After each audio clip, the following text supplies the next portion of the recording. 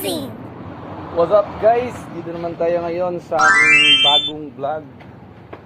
Magpa-vlog po ako ngayon tungkol po sa paano magpaandar ng bagong motor. Smash 115 po, bago po ito i-activate ko kasi meron po kasi mga issue na ibang mga branches pag napapaandar po nila tapos namamatay.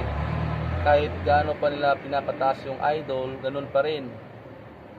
Parang walang supply. So, i-demo ko pero hindi ko siya gaano kalikutin kasi dito ko lang siya titirahin sa my carburetor. So, doon lang po yung pupuntrayahin at titingnan po natin kung gagana po ang gagawin ko. Sige po, what's up? First, kailangan po natin i-crank ng crank. Ito guys.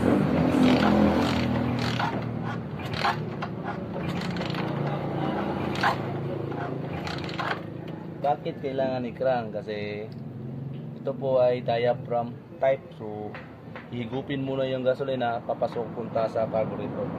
Yun guys. Natin.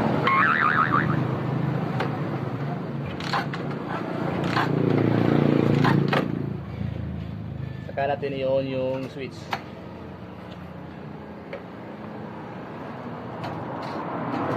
Lagyan natin ng konting choke.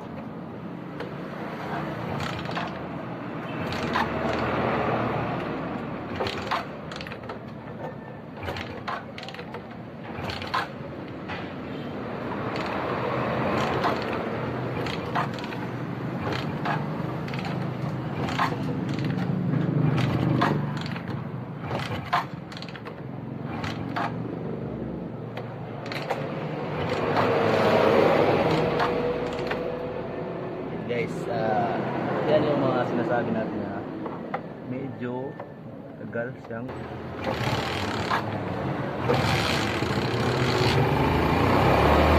kumanda na po siya pero mamamatay. Hayaan mo natin siyang mag-init para lumakas yung hatak ng gasolina. Kaya po para siya namamatay.